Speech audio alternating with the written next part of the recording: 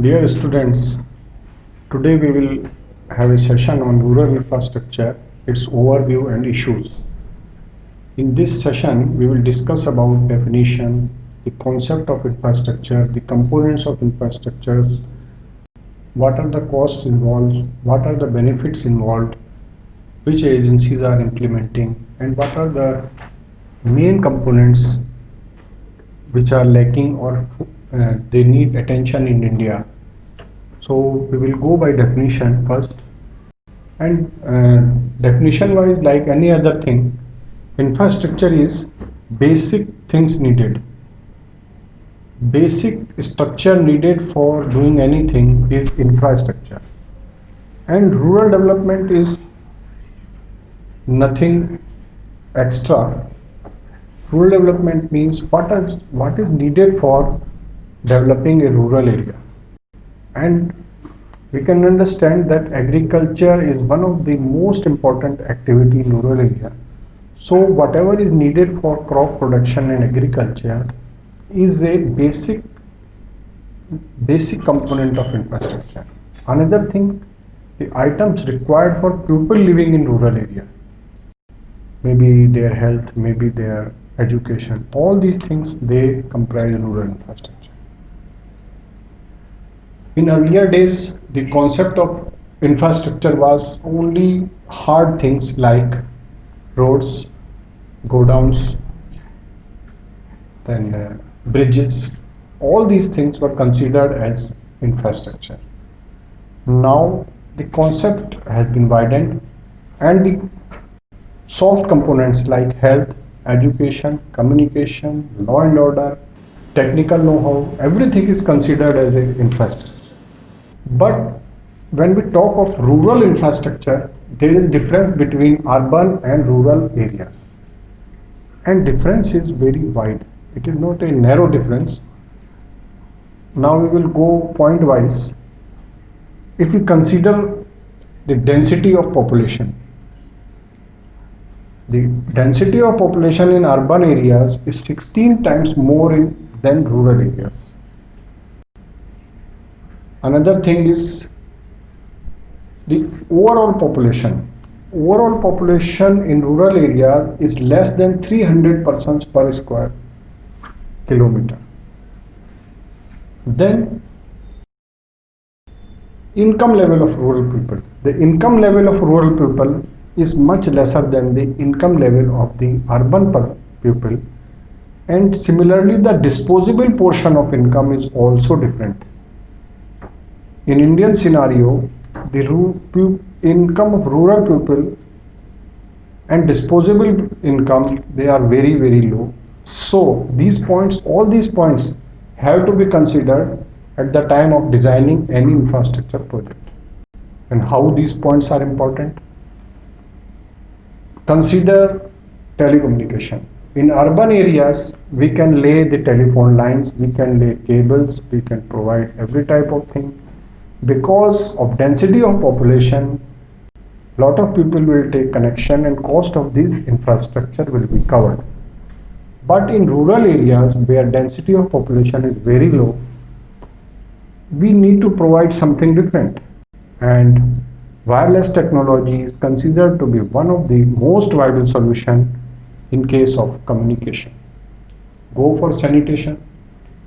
In urban areas, we can provide sewer lines. For water supply, we can provide piped water. But in case of rural area, if we go for sewer lines, sewer line will not be effective at all, because discharge in a line will be much less, and all the waste will be accumulated in the line itself. It will not go for disposal. So individual septic tank, individual water point, they are the solutions in rural areas. Average size of human settlement, when it is less than 2000 persons, then every infrastructure component has to be designed with this consideration. If we consider the income level, The purchasing power, we have already discussed that rural people have much less disposable income. What does it implicate? It means that cost of services in rural areas should be planned in such a manner that people can afford it. And in case the same service provider is providing or government is providing, there is a need for cross subsidization of costs, so that the persons who can afford or who are using these infrastructure facilities as their income generation, they can pay more, and for those who are using these facilities as a lifeline, they can use these services as at low cost. So these are the points which planners have to consider at the time of planning. Now, there is a point, why invest in rural infrastructure? If the potential is not there or the income generation is low, why huge investment? Answers are there. There is huge potential which needs to be unlocked, both in terms of natural resources and human resources. Suppose brilliant student is there who has a lot of IQ, but school is not there, or road is not there, or electricity is not there, then he will not be able to thrive. So we can unlock the potential of natural and human resources at many places in Himalayas or other remote places. There are crops which are valued at very high rates, but if people are not able to sell these crops or transport their produce at the right time, they will rot. So whatever potential is available, it should be unlocked and it should be put to use, and for these purposes the infrastructure is a must. If we provide rural infrastructure, then productivity and efficiency of people will increase. With electricity connection, they can work for more time. After sunset, there is no light in rural area, so there will be no education, there will be no small scale industry, no household industries. So electricity will increase the productivity and efficiency, both the things. And people will have access to new services and new goods. When the communication is there, people will be able to travel to nearby towns, nearby areas, and they will know what are the services available, what are the goods available, how to use them, and they will also try to increase the level of income so that they can enjoy these services. The employment in rural areas is very seasonal. After agricultural operations are over, the people remain unemployed, and in case of rural infrastructure is available, they can serve for another things. They can produce another goods, they can produce another services for benefit of the country, and it will result in enhancement of GDP. Another thing is increase in standard of living. When people of rural areas will have access to new goods and services, their standard of living is going to increase, and when standard of living increases, their expectations will also increase. Thereby they will also try to be more productive, more earning than the present scenario. Now if we take a small example of an electric connection, what will be the benefit? First, irrigation. Irrigation can be provided to crops at lower prices if electrical pumps are used. Similarly, lights in household, light in every household, or even with 50% households will result in good education, extra working hours, extra productive hours, good entertainment facilities, and even running of telecom equipments depend on the electricity. The IT services, computer, all the things can be provided with electricity. Law and order situation will also be good if electricity is there, if power is there, then lighting will be there, roads will be lighted, and better law and order situation will be there. Similarly, working of hospitals, working of schools, everything will be improved with electricity. So there is no need to explain the infrastructure facilities which are required. Need is there and they are lifeline of the rural areas. Now we will go about projects, how the infrastructure projects are presently conceived. Most of the projects in rural areas which are financed by financial institutions or sometimes by government also, the emphasis is given on what is the cost benefit, and we apply a lot of mathematical tools to analyze the project. But now we are feeling that instead of going by this mechanical methods and calculating the financial benefits, we should go and search whether these projects are lifeline of the rural areas or they are just income generating projects. The rural road is a lifeline. The electricity connection is a lifeline to rural area.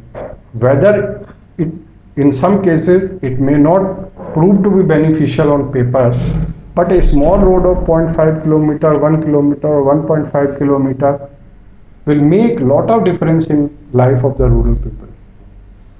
Maybe it is healthcare, higher education, or any other thing. We have to see from social angle each and every project. We should not only consider the financial or economic angle at the time of analysis of the project. Now we will discuss something about design of projects. Design means overall expectation, overall investment, overall facilities which we need from a developed project, means post development stage what we will need. So at the time of design we have to consider the special aspects we have already discussed, means what is special about rural infrastructure projects than the urban projects. Sometimes small resources are allocated to these projects, maybe under employment guarantee scheme. Then what happens? Then low cost of material, low component goes to material cost, high component goes to labor cost, and thereby the economic life of the project is very low. Similarly, sometimes over-designed projects are provided due to political or other considerations. Sometimes we provide cold storage under a plan scheme, and later on we find that there are no takers and or there is no produce even to store in cold storage. Similarly, the unplanned growth. Unplanned growth always results in low or nil capacity utilization. Therefore, if we provide any project, maybe rural go down, maybe a road or maybe any other thing, we should first consider how much is required, what width of road is required, what capacity of rural go down is required.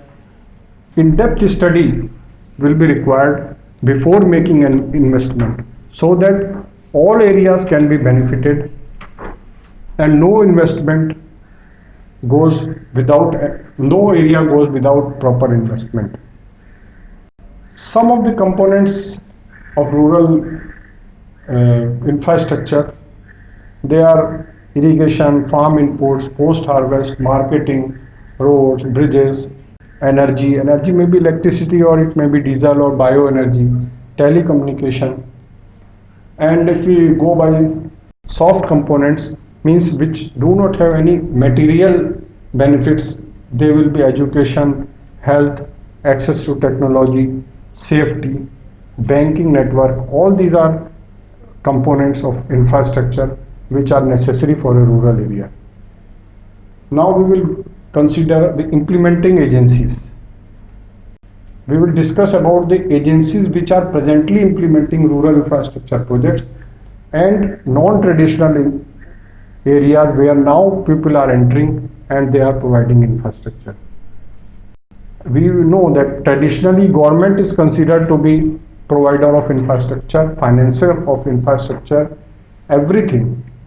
Whenever we come across a bad road, a bad canal or no water in the canal or any other thing, we only blame government, because traditionally we think that the duty of providing infrastructure lies with government, and this is currently in Indian scenario it is correct. So now slowly and slowly this is changing. Government created various bodies like Rural Electrification Corporation, Central Warehousing Corporation, Food Corporation of India, Rural Engineering Services. In different states, different corporations and different bodies were created for the purpose of rural infrastructure. And finance also, innovative ways are being planned for providing this finance to the rural infrastructure. RIDF is one of the mode which has been used as a mode of finance to infrastructure projects, and RIDF funding is not coming directly from government budget. In fact, it is coming from the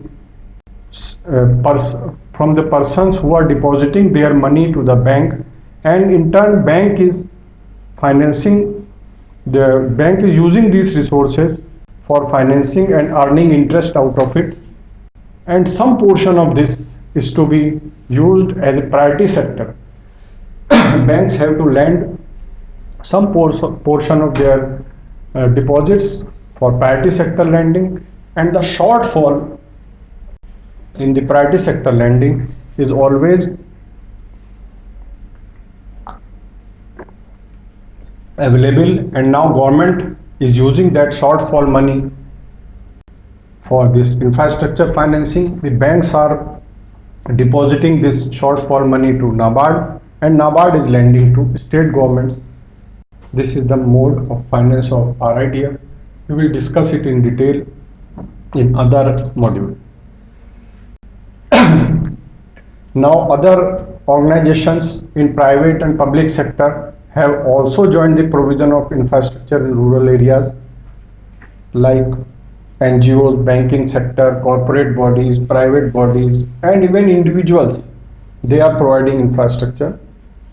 Some reform movements are there in Maharashtra, in Gujarat, and Uttaranchal also, where individuals have formed associations to provide infrastructure in irrigation, in land development, in forestry, and some multinationals like ITC, PepsiCo, and Cargill, they are also providing infrastructure, maybe for their own benefit, but in turn rural people are also benefited in this course. They are providing seeds, they are providing technology, and they are buying the produce also.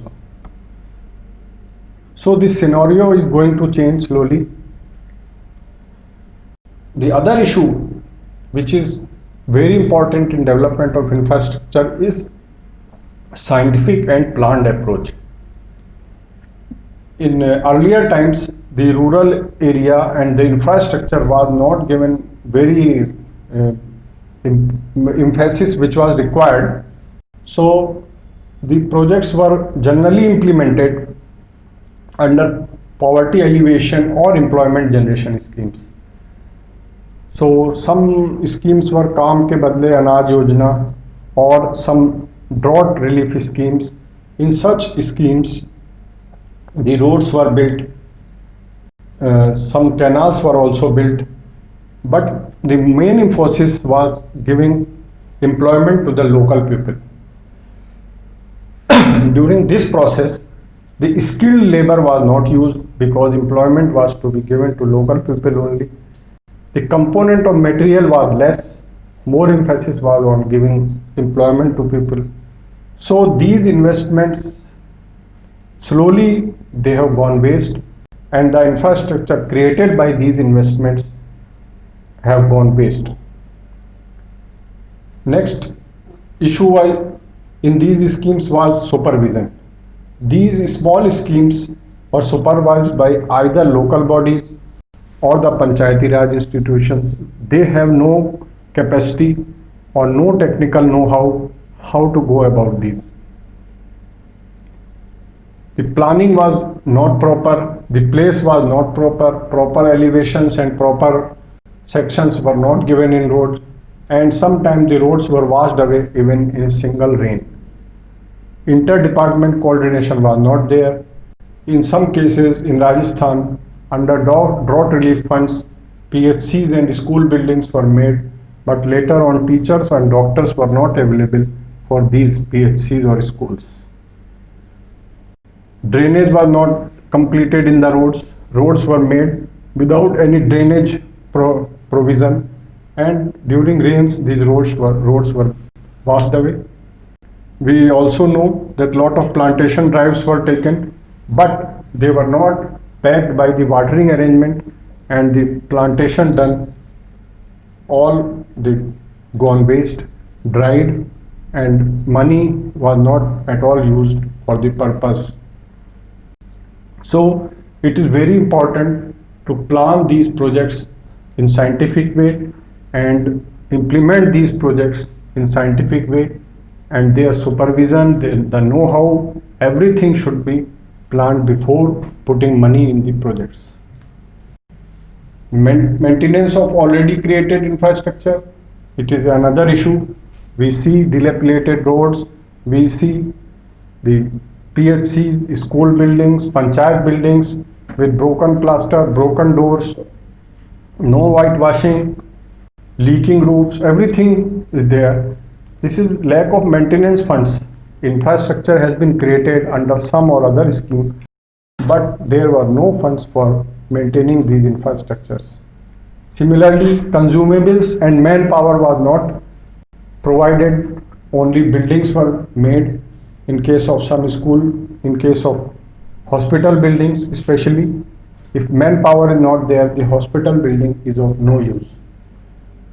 Sometimes manuals were made on the basis of some study and local materials were not used, or local material which was not at all useful was put to use without any knowledge. Some wrong stone, some raw stone or other things which were locally available but not suitable, they were used. So how to solve these problems? These problems can only be solved with proper planning and a coordinated approach among various departments who are dealing with rural infrastructure. And for supervision and for other things, we can always employ local people with local knowledge, retired people or retired ex-servicemen. Their services can be used for supervision in large areas so that these investments do not go waste. The next thing we will consider and cover is cost and benefit. What are the costs and benefits involved in a rural development or rural infrastructure project? Like every other project, the cost involved are civil work cost like buildings, roads, chimney or any other thing which has been constructed, water tanks. Then cost of consumables means running of this project, whatever consumables are required, maybe electricity, maybe diesel, maybe any other fuel, manpower required for running, and most important, cost of maintenance. All these things are required in a project. Then benefits from a project may be monetary or non-monetary. For the purpose of any project analysis, we go by monetary benefits. What will be benefit in crop production? What will be the increase in crop production? Maybe more intensity of crops, maybe number of crops will be more in case we provide irrigation. In case we provide new road, what will be saving on fuel? How much production will be added? How much cost will be reduced? How much wear and tear will be reduced? Now all these things can be quantified, but there are benefits which are non-monetary and those should also be considered at the time of any analysis or considering any project for this.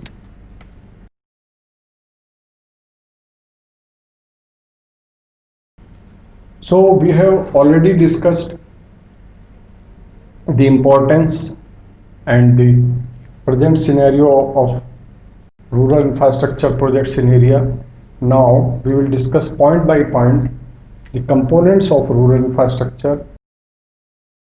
First and foremost component of rural infrastructure is irrigation, because entire economy of rural area depend on irrigation, because agriculture is the main source of income of rural people, and irrigation is the basic requirement of any agriculture activity. Though most of the India is having monsoon type of rains, but artificial irrigation is needed in any of the area, because monsoon is not dependable source of irrigation, and many times it fails, sometimes it is delayed, sometimes it is heavy or less than required. So a dependable source of irrigation is always needed, and during ancient times also, the whatever form of government we had, it may be king or it may be Britishers or it may be Mughals, every period we see that irrigation structures were developed and maintained by the government, and at macro level presently also the responsibility of providing irrigation structures is with the government.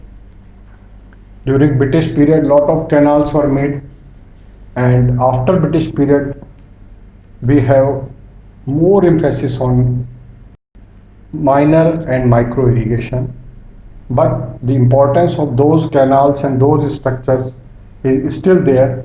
Most of the canals are now more than 100-year old, but they are serving, they are being modernized, but they have contributed a lot in converting the entire north area into a fertile zone. Though the canal irrigation, dams, barrages all have issues, but their importance cannot be ignored. Macro level irrigation consists of these infrastructures like dams, like big barrages and canals. For any canal we require diversion structure, and it is provided generally in form of dams. They have their own issues, because water has to be transported from a long distance. Losses are there in canal bed, it increases water table in nearby areas. Environmental problems are there, people are displaced at the time of construction of dams. Lot of area is submerged, lot of environmental problems are there, wildlife is displaced, drainage problems are there. So big irrigation projects have lot of disadvantages as compared to the small irrigation projects, but they have their own importance, because they can store the excess water, they can provide and divert water to areas where there is no rain, where there is no groundwater, like Rajasthan. So big irrigation projects, though they are losing the importance these days, but they have relevance, and their importance cannot be ignored totally. And for some areas these are the only solutions. Big irrigation is the only solution in some areas where we don't have groundwater or we don't have rains. The another problem with big irrigation projects is security, because dams can play havoc, dams can cause lot of problems, they can wash out entire cities, entire habitat downstream.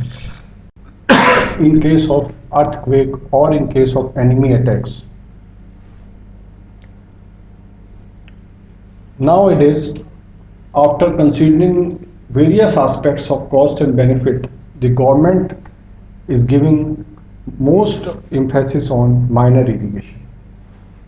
Minor irrigation has lot of advantages, but the only problem is that it is not supported by any legislative framework which can be enforced.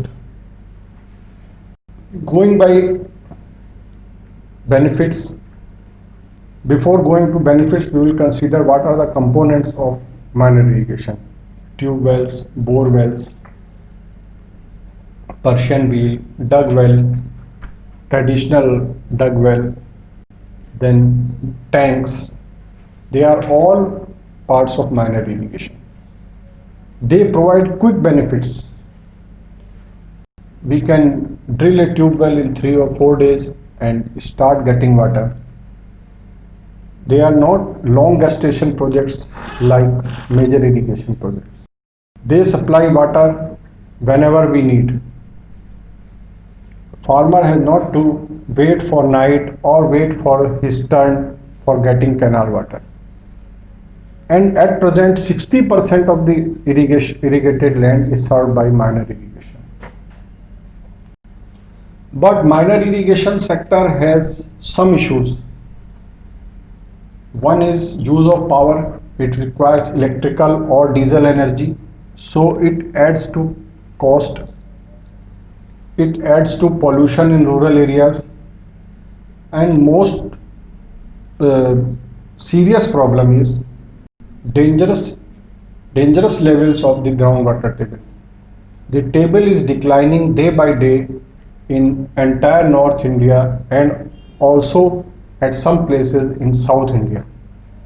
This is happening because we do not have any corresponding recharge arrangement for water. Only we are drawing water. And irrigation is not the only sector which is using groundwater. The cities, towns, industries, everybody is using groundwater. And most of the blocks in country are going dark because they do not have any corresponding rainwater harvesting or recharge or any traditional method for recharging the water which we are taking from the ground. Another methods which can save water are micro irrigation methods. Micro irrigation methods can prove very useful in the present scenario when water is becoming scarce, because they provide irrigation at very low water usage. The water requirement in micro irrigation is very less and the productivity is very high as compared to the normal flooding or any other thing, and the water loss in transportation is very low, almost negligible. But only issue is capital cost. The capital cost involved in micro irrigation projects is much higher, but it can be subsidized because of advantages with micro irrigation, and it should be popularized. Drip irrigation and sprinkler irrigation are two methods in micro irrigation, and we will go in detail in the other module. And now going back to MI schemes are mostly run by individuals. Only few deep tube wells are financed and maintained by government, and tube well corporations are doing this job. But it was a early day things, and now most of the people in rural areas, they who can afford taking a loan, they have developed their own minor irrigation structures. And best thing is the loans are available for creating minor irrigation projects. All the banks, rural banks, every financing institution is providing loan for this tube well, bore well, or any other thing. So it is popular, but there is a need to supplement the minor irrigation with water recharge and other water harvesting techniques, so that the depleting groundwater table should not become a problem and our tube wells may not require deep boring again and again. So another sector we will discuss, that is rural roads. Rural roads are most important and they give all indirect benefits. There is no direct benefit from rural road, and which can be calculated in terms of money directly, like irrigation. Rural road will provide all indirect benefits, so we have to consider indirect benefits at the time of calculating road, at the time of calculating any benefit or any benefit analysis ratio.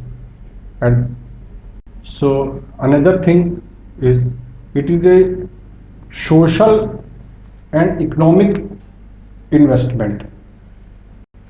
How it is social and economic investment? Because it increases social and economic activities in rural areas. If there is a good road, people can travel, they can mingle with each other, they can go to other places easily, children can go to school and needy persons can go to hospitals in a short time.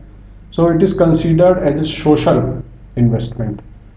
And from economic point of view, it is very important because these roads are considered as arteries.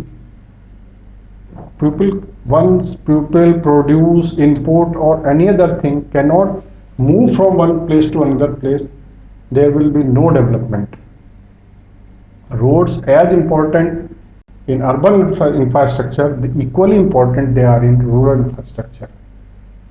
They result in increase in productivity for both sectors, farm sector and non-farm sector. Farm sector, people get inputs in correct time with less loss. They can sell their produce quickly whenever required. There will be low wear and tear in their vehicles, their carts. They can go to any place to sell their produce. In non-farm activities also, the people can come to village, they can order the things, they can purchase the things, they can get the required items from rural areas, because urban areas also depend on rural areas for some of the inputs. Then maybe milk. A milk collection center cannot run without good roads in the nearby areas, and surplus milk is utilized only in urban areas. So good roads are not only good for agriculture, but they are also required for non-farm sector development and process industries, because process industries are dependent on rural areas for the inputs. So many studies have been commenced and studies concluded that every investment in roads, they result in lifting the people from above poverty lines. Roads provide lot of indirect employment and lot of indirect benefits to the people, even those who are not living in the rural area but nearby areas. There are several issues related to rural roads, because quality construction cannot be ensured in rural areas because of the low connectivity, higher distances and low density of the population. People require a lot of time to reach remote villages, and the agencies who construct, they generally go after the construction and without any quality control, the payments are made. So other issues are there like drainage, because most of the roads are constructed without any side drainage. And in fact, if drainage is not there, the life of the road or this investment on the road, it goes to drain. Whatever is constructed, it is wasted during monsoon season. Then important issue in Indian scenario is due to carts. The iron wheels are provided on the carts, and in some areas these carts are still used for marketing produce or transporting of goods, and the point load given by these carts, they damage the road on the day one of construction. So people should be educated to use rubber tires instead of carts. This is one of the important factors in rural roads. Funds were earlier considered as a major drawback, but nowadays government is giving a lot of emphasis to rural roads, and funds are available in RIDF, in PMGRY, Bharat Nirman, and every window is open for providing rural roads. And there is dearth of agencies for constructing. There is no dearth of works or the funds for the construction of rural roads. The one issue which we have already discussed was unskilled persons in the construction of roads, which were constructed or being constructed in poverty alleviation programs. It may be any program, or it may be NREGA in the present scenario, where local people are to be employed, and local people may not be skilled enough to construct a good road because it requires proper training, proper equipment. So these programs, whenever they mean for construction of road, they should consider this aspect, and they should go for another areas, not roads, for these employment generation schemes, because roads require special know-how and technology for construction, otherwise their life will be very less. After considering lot of problems, lot of issues related to rural roads, the government has now devised a new program which is known as Pradhan Mantri Gram Sadak Yojana, and it is running in most of the Indian villages and providing connectivity to rural areas.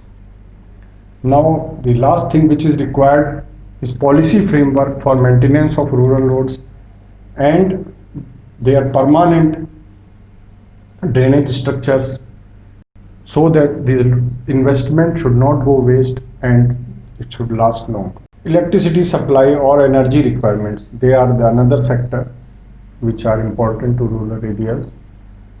The rural electrification was not considered at all after independence, and rural areas near any town or big city, they were electrified, and most of the rural habitats were left unelectrified after independence. And first time when we needed food, and we felt that self-reliance on food front is a must, and it is necessary than any other thing.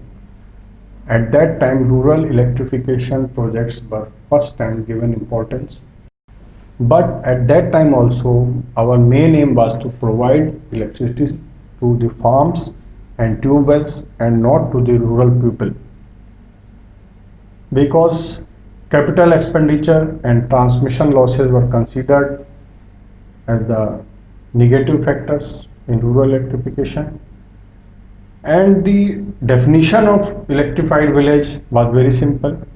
If there is one pole in rural area and it is connected to a grid, the village was considered to be electrified, and most of the connections were given to tube wells, and the people in the rural area were not using electricity for any other purpose. In the modern time, need was felt that electricity should be provided to each and every household of the rural area. And under various programs, and especially under Bharat Nirman and Rajiv Gandhi Gramin Vidyutikaran Yojana was also planned, and now emphasis is there for rural electrification, and Rural Electrification Corporation has been strengthened to provide electricity to each and every habitat in the rural area. Importance of the electricity, we have already explained that what are the important benefits we will get from electrification of rural area. It is not to be repeated now. And at present, if we take the statistics, only 44% households in India, they are electrified, but they are not getting regular electricity supply, and generally electricity is available only during night hours when the cities do not require electricity. After passing of Electricity Act, now this sector can be revolutionized because independent power plants can be provided, and independent power generation sources can provide electricity to rural areas at low cost and low transmission cost at low capital investment. The issues related to electricity in rural, remote and hilly areas can also be sorted out with the new technology or non-conventional energies like wind energy, solar energy, or mini or micro hydel plants as a substitute to grid power. And these things will be discussed in detail in another session, so it is not discussed in detail here. And there is a need for research and development in this area because we want to electrify all the villages by 2015, and it cannot be done without proper R&D. With the present technology, it seems to be almost impossible or difficult. So lot of investment is needed in R&D in this sector so that remote villages and each and every area is electrified. Next issue which we discuss, it is drinking water and sanitation. Drinking water need, there is no need for justifying that why drinking water is important.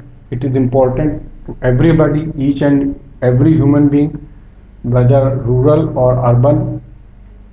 So we should not discuss. Need is there. Only thing is there how to supply safe drinking water to everybody. Now, at present, what we use in rural areas, most of us we know that hand pumps are the only source which are supplying water in the rural areas, and in the states like Kerala, where population density of villages is very high, in that state some overhead tanks have been made and piped water supply is being given. In areas like Rajasthan, where hand pumps are not possible, water is being supplied to a common point and people are drawing water from that common point. And the most important issue about water supply is that girls and women are the most affected parties due to lack of sanitation and water supply in rural areas. They have to fetch water from far-flung areas, and this results in low education of girl child and other problems related to girl child. So it has been seen, and some studies have concluded, that when water supply is assured in some rural area or village, the education level of especially girls has been elevated. There are issues related to depleting groundwater table because we are using hand pumps only, generally using hand pump in rural areas. And for addressing those issues, we have to educate people about water harvesting as supplement to the present groundwater sources. Because most of the Indian areas, they receive rain, maybe less or more. So groundwater harvesting can be can be utilized for the purpose of providing water where so clean water is not required, such as washing of household or washing of the clothes, or it can be even used for drinking after filtering and boiling. So a lot of emphasis on this front is required. And one of the most important problem which we are ignoring, that water is becoming law and order problem slowly in towns also, in rural area also. Water scarcity is such a thing that it ultimately becomes a problem of law and order. So it should be solved immediately. Whatever investment or research is required, this is one of the areas of concern presently. The government is trying to solve it, and it has been included as an important component of Bharat Nirman. We hope that this problem will be solved permanently for all the rural people. Next issue is input supply in post-harvest facilities. Input supply is required for all agricultural activities. Seeds, fertilizer, pesticides are the main inputs of agriculture. And post-harvest is storage, market yards, transportation for produce. For all these things, we require sources which can supply genuine products to farmers at reasonable price. And presently the small towns which are located near villages, they are the main source for input supply. Government earlier thought that cooperatives will be good alternative for input supplies, but this was not successful. They supplied inputs in place of cash, and it was treated as a loan, but it has not worked. Similarly, the importance of post-harvest infrastructure is also there, so that in case of good harvest, people may not lose money on account of glut situation or low farm gate prices. Because in absence of buyers, the farmers are compelled to sell their produce at very low price. In farm inputs, we have to find solution for storage and solution for marketing, solution for every storage at every stage, so that the produce does not go waste in absence of storage or processing. Produce is perishable in nature, farm produce is perishable in nature, that is why it requires much skillful handling than any other thing. Another important thing is marketing infrastructure. Marketing infrastructure was developed by state governments through legislative framework, and most of the states have legislative framework for this, and regulated markets are being constructed in every state headquarter, and some of the states have developed in these regulated markets in smaller towns also. These market yards, they play very important place as a hub of activities of in rural area, and they are replacing traditional haats and traditional markets. But the traditional markets are also very important because they do not require space. and people gather at some predetermined place at some predetermined time, and without any infrastructure construction or use of land, they are able to exchange goods, sell the excess produce, or purchase the input requirement. So these informal markets can also be developed, and people can be put to lot of convenience and benefits by using these traditional markets and hearts. Telecommunication is another important issue. Telecommunication was earlier with the government, and the telephone equipment was considered to be a prized possession, but the sector was liberalized, and after liberalization it is explosive growth in the urban area as well as rural area, and almost 50% of the rural area has been covered. Telecommunication sector is growing very fast in rural area, and especially after the wireless communication or mobile communication, and internet connectivity is the next target in telecommunication. Education is a soft component, health is a soft component, access to technology also, and we have already explained the need for education, the benefits of education, the importance of education,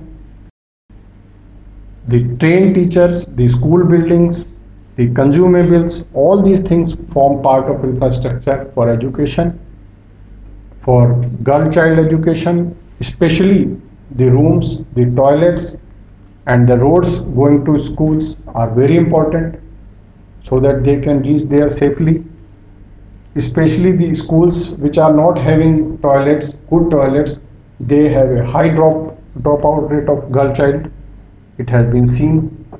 So all these aspects are required to be considered at the time of development of educational infrastructure, and much importance should be given to appointment of teachers who are willing to serve in rural areas. Unwilling teachers should not be appointed.